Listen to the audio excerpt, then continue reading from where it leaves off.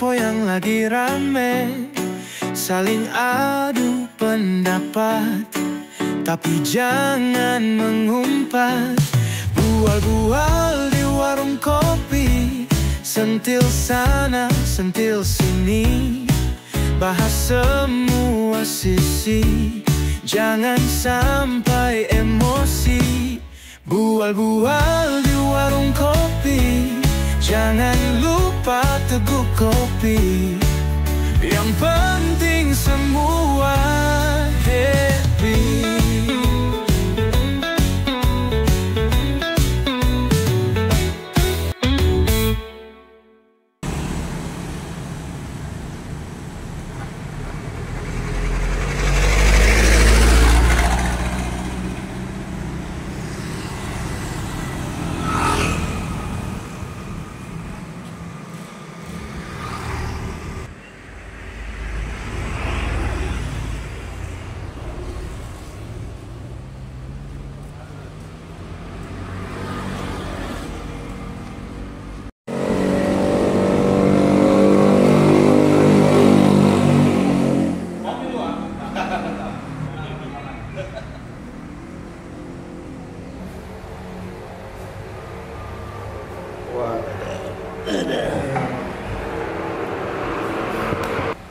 Waduh, tadi waktu saya jemput ke rumah, rame nampaknya di rumah itu, ada tamu.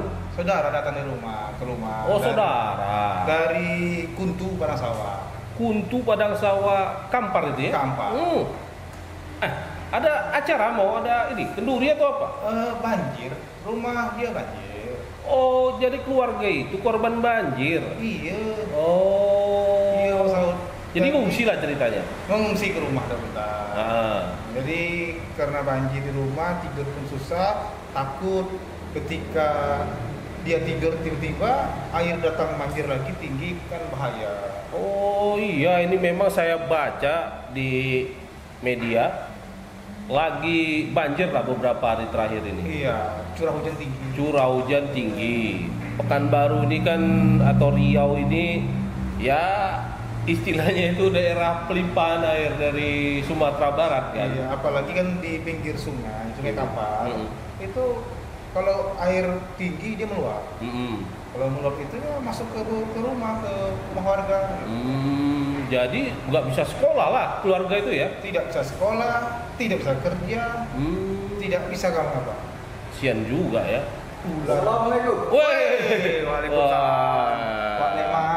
Wak Leman. Dari mana? Wak Leman nih. Muka cerah, muka agak panik. Dia kedatangan tamu keluarganya. Rezeki itu. Iya, rezeki ramai betul. Ramai. Acara. Kena musibah banjir. Jadi kalau kita mukanya cerah, saudara musibah tak mungkin lah. Iya. Tetap terbawa suasana gitu memang. Tapi kalau kita lihat banjir ini memang apa ya? Bencana yang merepotkan sebenarnya ya. Ya kalau dalam skala yang nggak terlalu parah barangkali mungkin tidak sampai ada korban jiwa.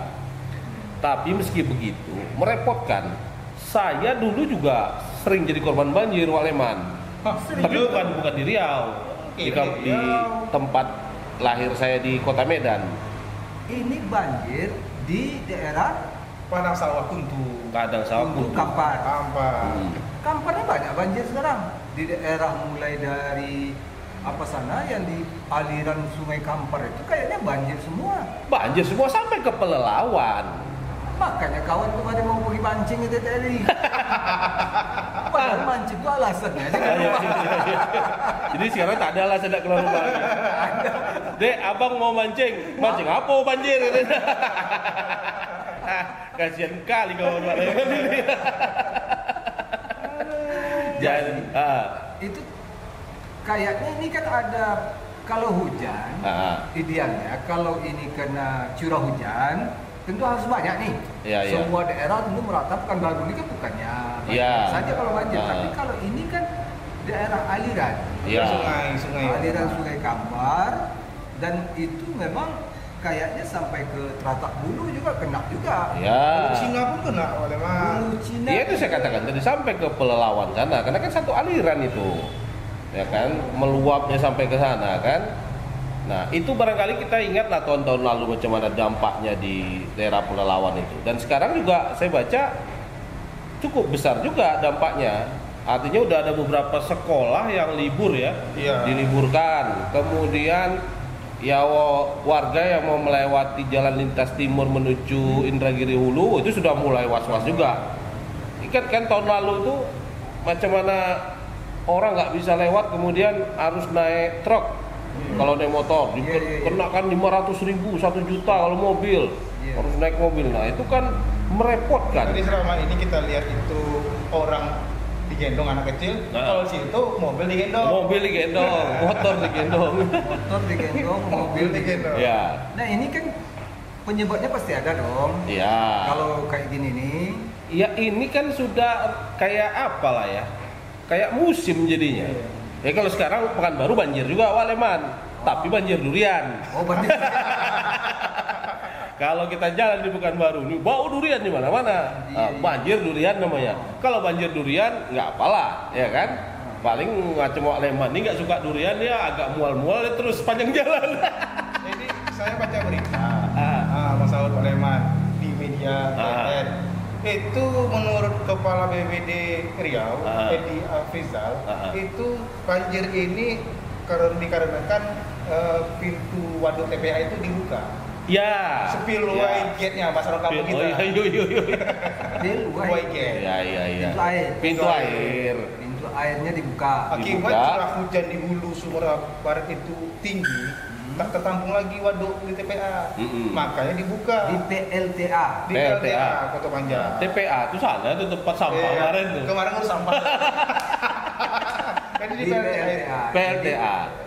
Kuncinya sekarang kalau kita tengok tuh PLTA menyelamatkan debit air, maka dibukalah itu spillway gate-nya. Spillway gate-nya itu sehingga airnya itu tuh melimpah ke sungai, aliran sungai itu.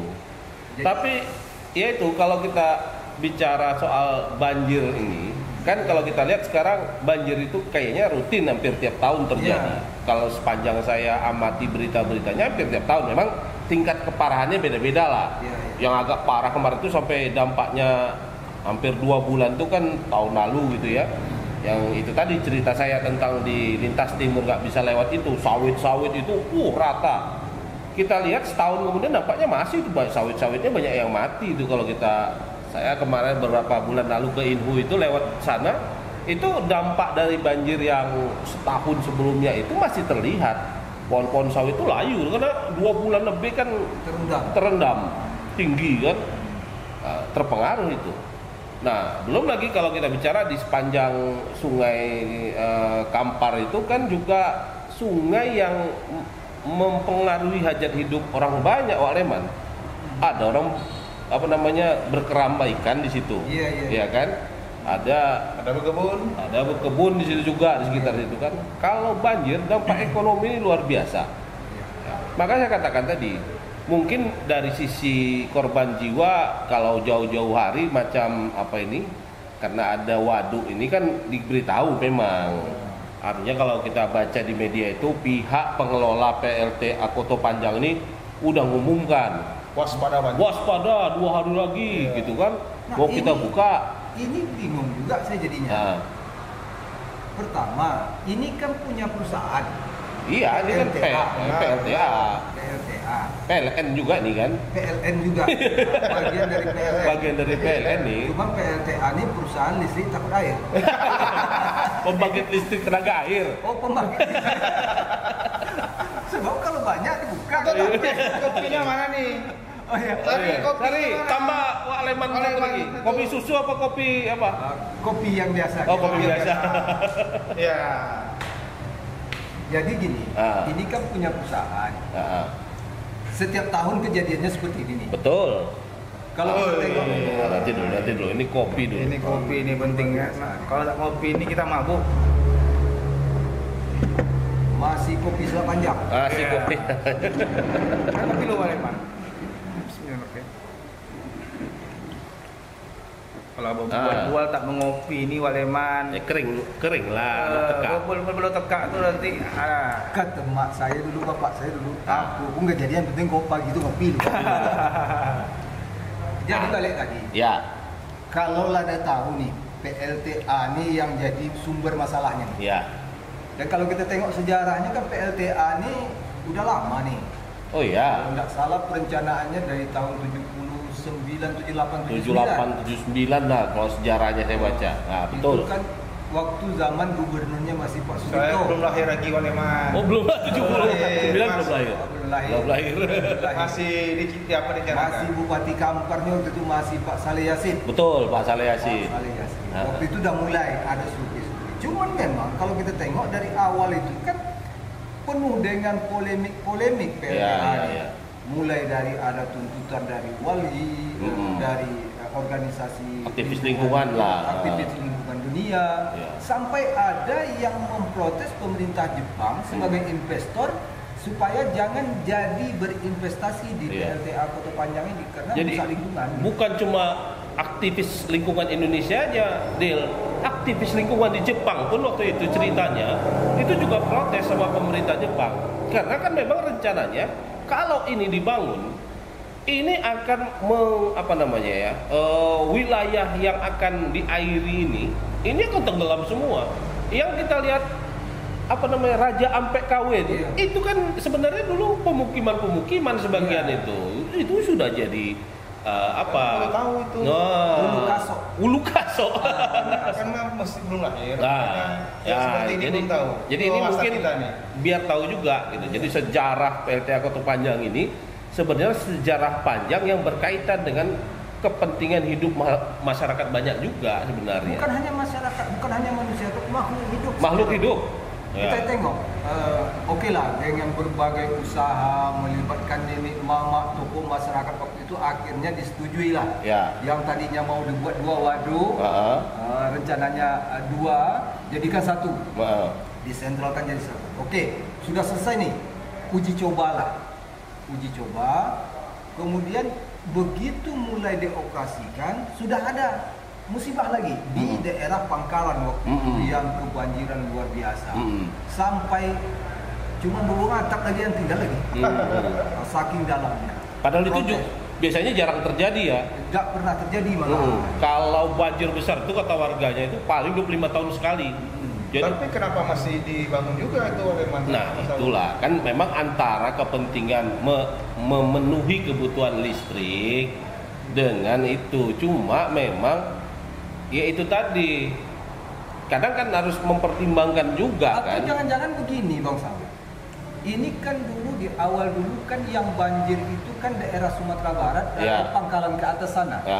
Jangan-jangan untuk menghindari banjir di sana dibuka pintu air, sehingga banjirnya ke bawah sini ke Riau.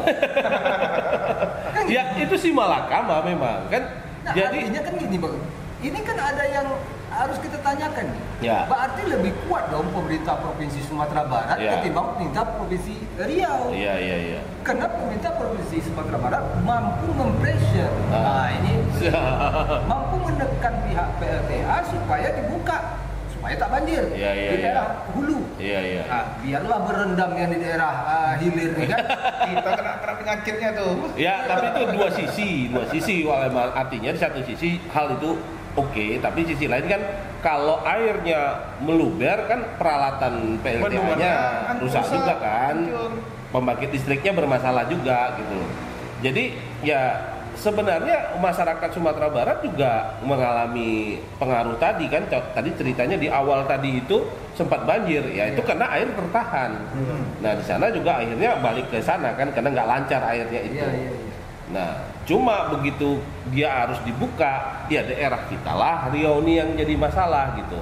Pertanyaan kita, pemerintah Riau pernah nggak melakukan protes ke, setahu Bang Saud lah sama Bung Fadil lah. Semalam saya baca berita itu anggota DPRD kita dari fraksi Gerindra, Pak Edi Basri itu secara lantang mengatakan bahwa pihak Pemprov harus tanggap.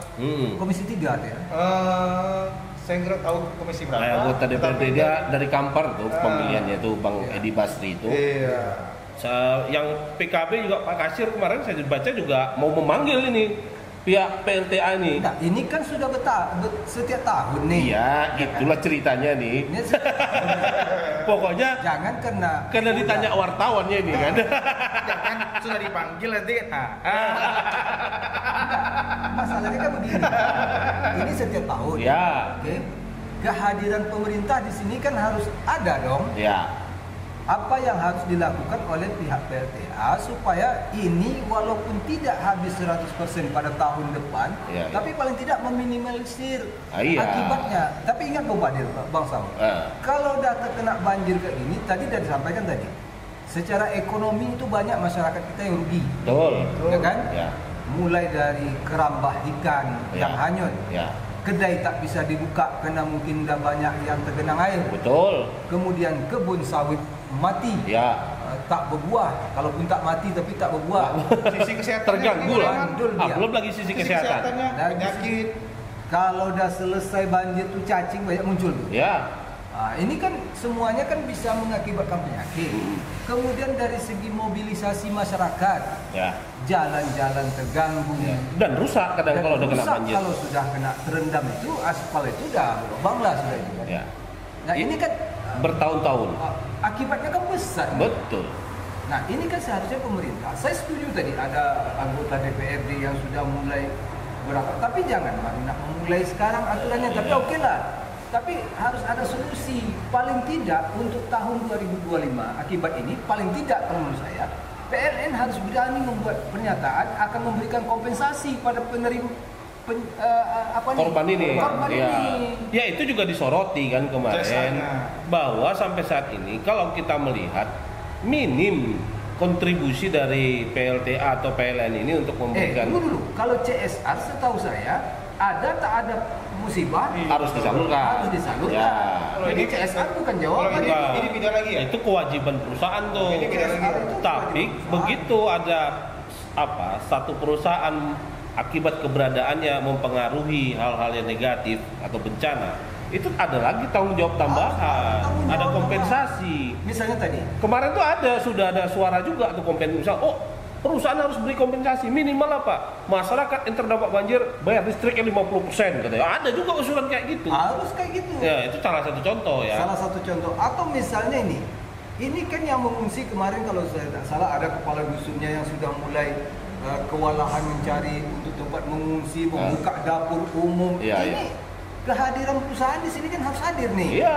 Di dapur umumnya mereka harus hadir, untuk selimutnya harus sudah ada. Iya kan? Betul.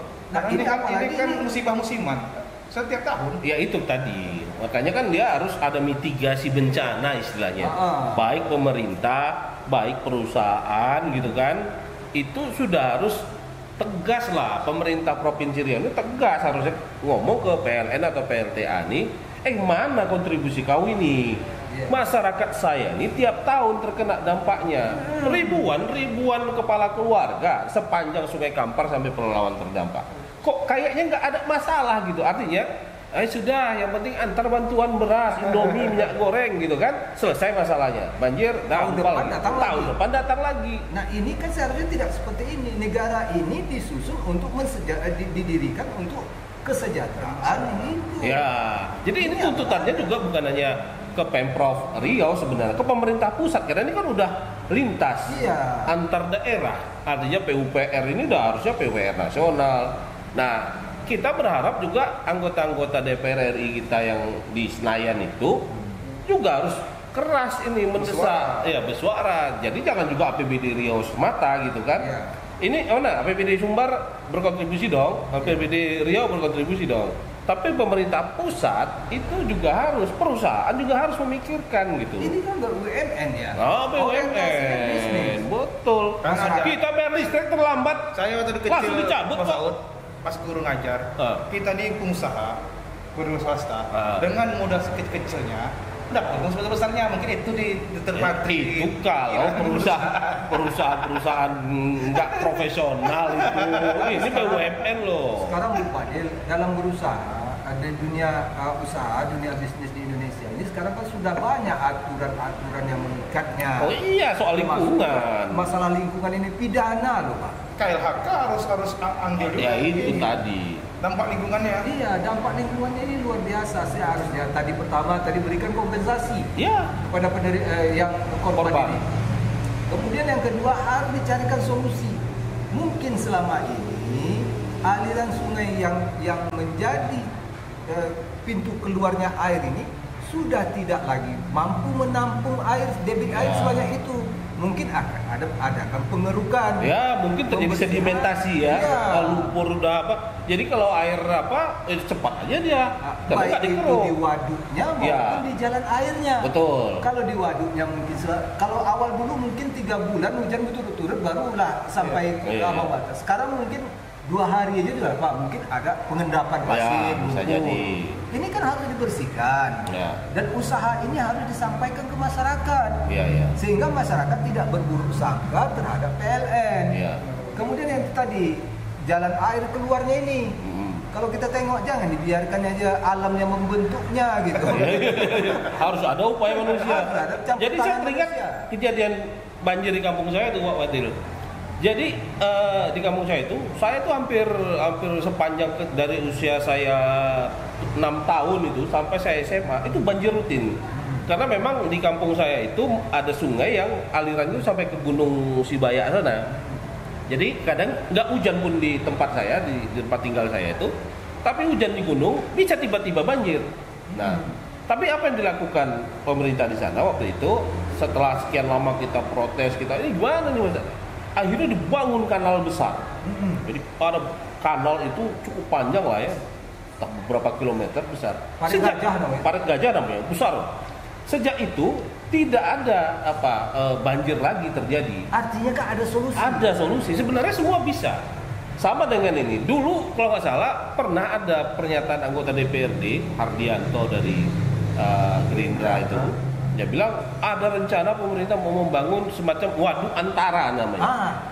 Artinya di Sumatera Barat itu dibangun waduk antara. Jadi belum sampai ke sini sudah ada dia waduk lagi untuk apa. Dan kemudian bila perlu di pekan aliran Sungai Kampar itu juga dibangun beberapa waduk lagi sebagai jadi bertahap dia bisa diatur. Iya. Atau seperti tadi dibangun kanal lagi agak memanjang ke daerah lain gitu ya, sehingga akhirnya terpecah Pak. Nah itu teknisnya kita nggak paham lah sebenarnya, tapi kalau berdasarkan dari apa yang saya alami di kota Medan itu, begitu ada kanal besar itu yang panjang beberapa kilometer nggak pernah banjir lagi, bisa diatasi. Itu waduk itu besar loh Bang Saud. Yang PLTA-nya saya tahu persis itu tahun 94 kalau nggak salah itu saya KKN daerah sana. Tepatnya itu di Desa Gunung Bungsu namanya daerah sana. Saya KKN di situ. Waktu itu baru mulai proses pemindahan masyarakat yang terdampak dengan proyek ini. Dan itu yang desa-desa yang ditinggalkan oleh masyarakat yang pindah tadi itu sangat luas. Dan artinya kalau tidak dikelola output airnya ini, keluaran airnya ini memang luar biasa besarnya danau di sana. Nah, ini betul tadi harus ada upaya. Nah, yang paling kita sayangkan begini, dampak ini kan bukan hanya terhadap ekonomi, bukan hanya terhadap transportasi dan sebagainya, cuma juga terhadap dunia pendidikan. Tadi udah ada beberapa sekolah diliburkan tuh. Di Palawan 3 sekolah itu banjir. Rendam ya. Oke, banjirnya itu barangkali efek sesudah banjir yang harus kita tengok. Meja kursi jadi lapuk, buku terendam, kertas-kertas di sana. Dan ini kan harus ada upaya untuk itu. Sekali lagi kita harap ini Pak Gubernur terpilih ini, Gubernur muda Pak Abdul Wahid ini betul-betul menjangkau ini, sehingga kehadiran beliau nanti sama seperti kehadiran Pak Prabowo di Indonesia hari ini. Agak membawa perubahan gitu ya harapannya. Pak Prabowo hari ini begitu dia dilantik ada program makan bergizi gratis MBG. Langsung jalan action dari atas sampai bawah jalan. Cita-citanya ketahanan pangan. Tanam. TNI Polri untuk TNI khusus padi tanam. Sibuklah semuanya. Untuk Polri jago. Karena instruksinya dari pimpinan tertinggi. Nah sekarang kan mulai hari ini mulai lagi nih satu program lagi, pemeriksaan kesehatan gratis untuk masyarakat. Dan ini semuanya digenjot untuk melakukan, dan segala instrumen negara yang struktur dari pusat ke daerah ikut mendukung ini. Nah, kalau Pak Wahid nanti bisa berbuat seperti ini, ini kan baru mantap, luar biasa ini. Begitu dia dilantik, ambil alih komando. Semoga didengar sama gubernur kita. Ya, Bang Fadil sampaikan lah, kan katanya CS-nya. Katanya. Yang paling penting itu Bang Fadil menurut saya itu, begitu dia disumpah di Kementerian Dalam Negeri atau di istana nanti, maka dia harus ambil alih tonggak komando ini. Loh, saya sekarang komandannya. Lu buat ini, lu buat ini, lu buat ini. Sesuai dengan visi dia. Sesuai dengan visi dia untuk mesejahterakan masyarakat Riau. Sehingga Riau bermarwah itu tidak hanya slogan kosong. Bermarwah betul-betul bermarwah. Bung Fadil tahu bermarwah itu artinya kalau di bahasa Melayunya. Bermarwah itu dalam bahasa Melayunya diakui kedaulatannya. Itu namanya Riau itu diakui kedaulatannya oleh orang luar, maka dia bermarwah, ada marwahnya di sana. Segan musuh ataupun kawan. Nah, kita harap Pak Abdul Wahid dan Pak S.M. Rianto ini bisa memegang komando ini, sehingga masalah PLN yang tadi banjir PLTA tadi itu bisa teratasi. Kalaupun memang ini kan musiman, musiman, tapi kan ada campur tangan manusia di sana. Makanya pasti ada solusi ketika kita semua bersinergi untuk melakukan itu. Dan siapa komando untuk menyatukan ini? Gubernur. Jadi jangan dianggap remeh lah dampak banjir ini gitu kan. Artinya itu kan paling seminggu 2 minggu, habis itu normal. Bahasanya mungkin segampang itu, tapi efeknya itu gitu loh. Artinya ekonomi yang terganggu itu kalau dihitung secara rupiah besar juga. Bayangkan Pak, orang nanam sawit dari 0 tahun sampai ke 3 tahun aja. Itu berapa banyak pupuk yang dia keluarkan, berapa banyak tenaga yang dia keluarkan, berapa banyak biaya yang dia keluarkan. Ini mati gara-gara air yang diakibatkan oleh ulah orang lain. Nah ini kan harus, kalau dari segi ekonomi kan harus kita kaji itu.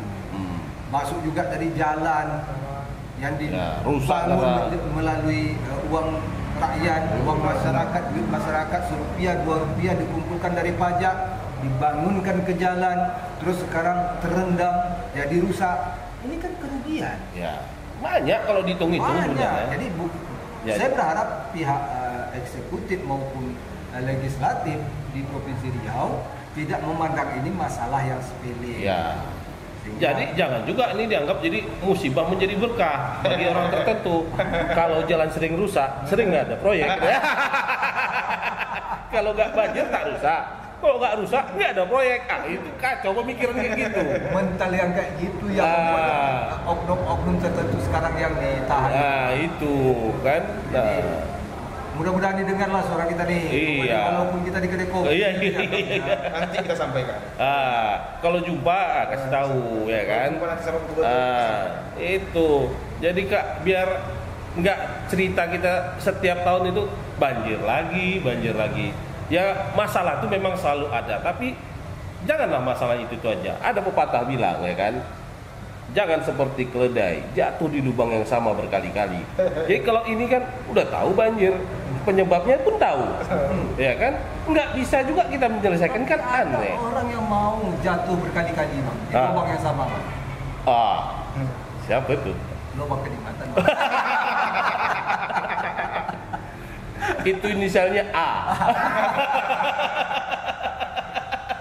Aduh. Jadi setiap tahun tuh ketika di daerah hulunya TPA itu hujan lebat, di sini tidak hujan. Di sini khawatir, was-was. Setiap tahun akan hujan lebat.